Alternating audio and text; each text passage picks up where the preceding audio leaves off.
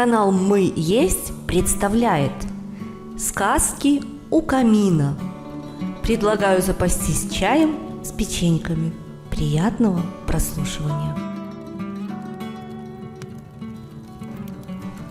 Татьяна Веретинская. Ёжик и Чижик. Рассказ.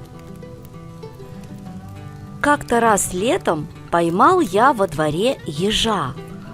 Накрыл колючего гостя пластмассовым тазиком и стал в сторонке. Что-то будет.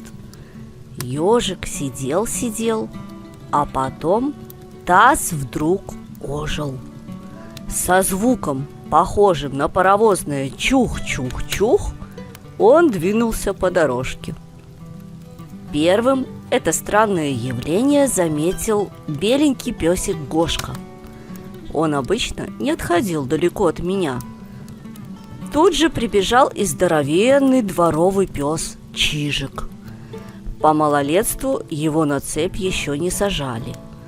И пошли собаки за этим волшебным тазиком. Завидев такое чудо, коты, Дымок и Мурзик, присоединились к процессии. Мне стало очень смешно. Я-то знал тайну самоходного тазика.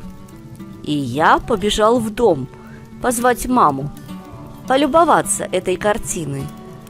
Мама тут же протянула мне стакан киселя из сухофруктов. Пришлось выпить. «Ну пойдем же, пойдем, посмотришь!» Звал я ее, вытирая кисельные усы. Мама согласилась.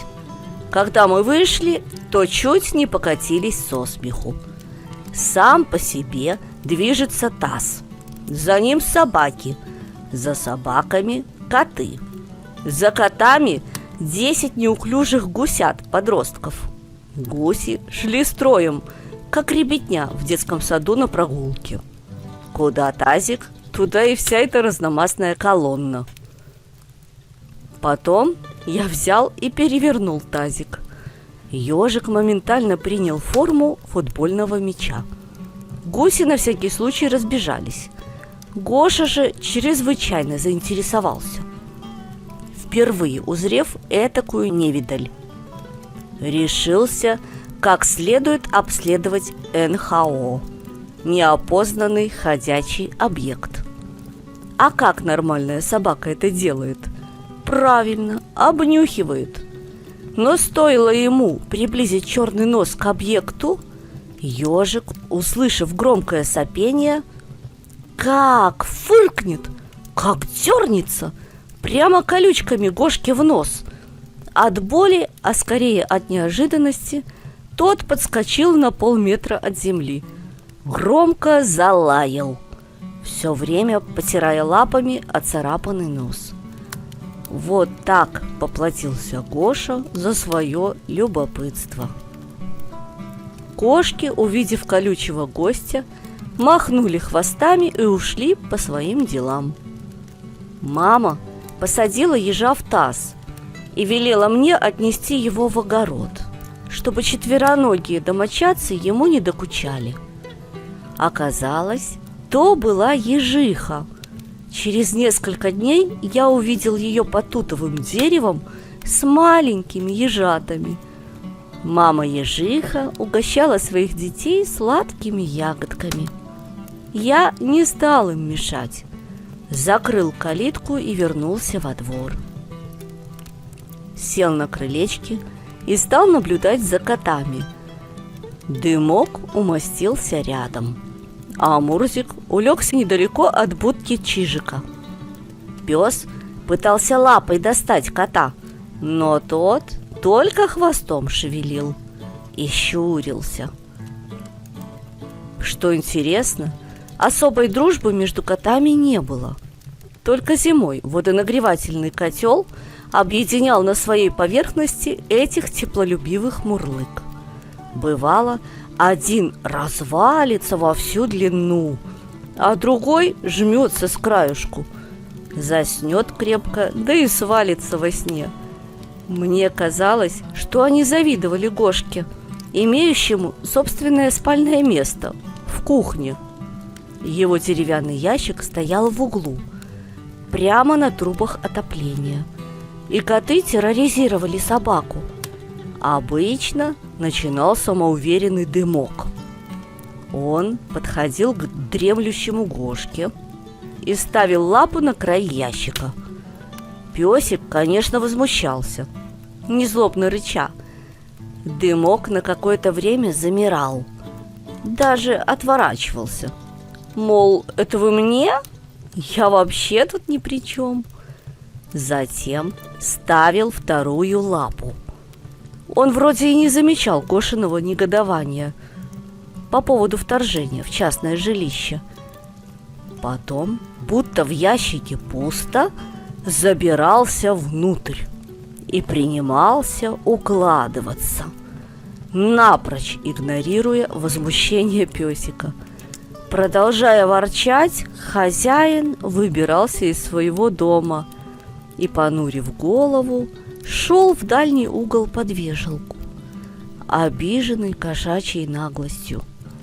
Ложился на большие отцовские тапки, сворачивался тугим калачиком, чуть ли не морским узлом, и глубоко вздыхал.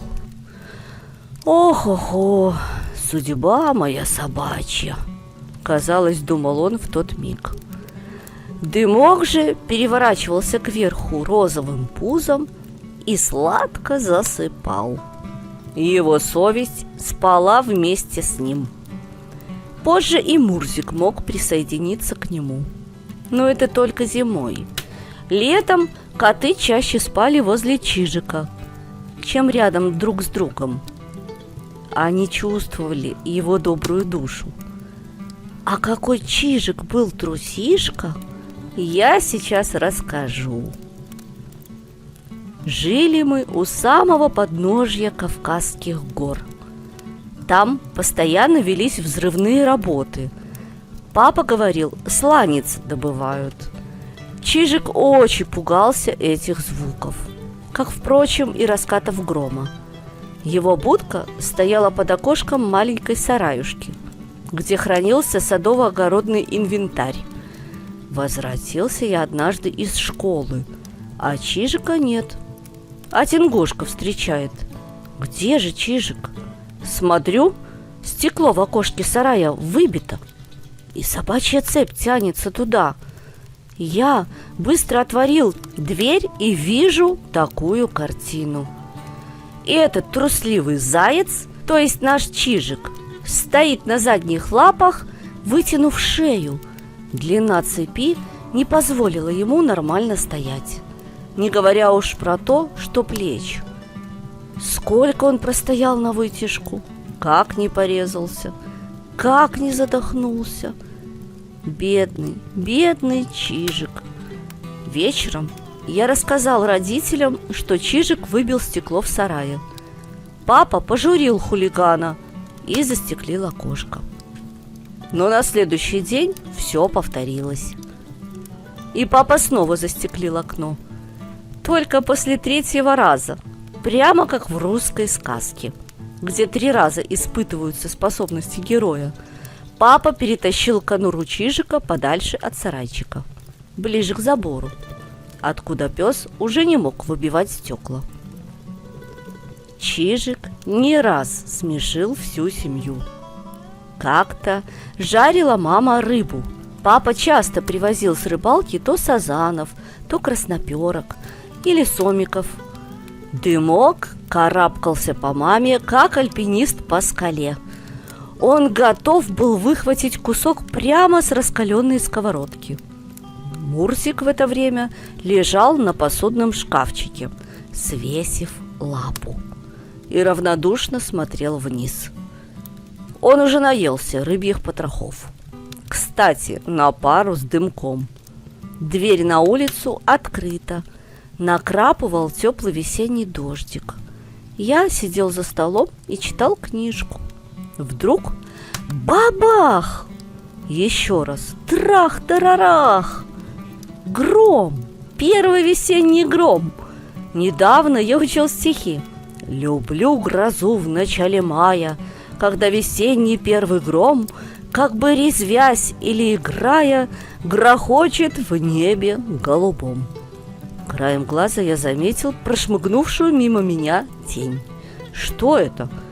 Оказывается, Чижик. Бедолага, заскочив в кухню, забился в узенькое пространство между столом и печкой. Только хвост снаружи.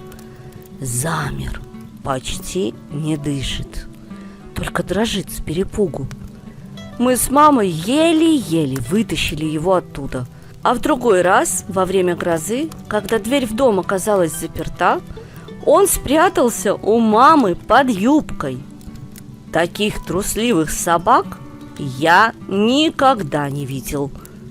У каждого четвероногого друга имелись собственные недостатки и свои достоинства. Папа иногда приводил мне слова одного мудреца. Если характер друга в целом хорош, то не беда, если в нем оказываются некоторые недостатки. Засыпая, я часто вспоминал своих друзей и взвешивал на весах доброты их достоинства и недостатки. А ночью мне снились ежи и гуси, коты и собаки, соседский мальчик Генка и школьные друзья. И, конечно, как все дети, я часто летал во сне. Текст читала Марина Абазовик. Звукорежиссер и специалист по монтажу Леонид Абазовик.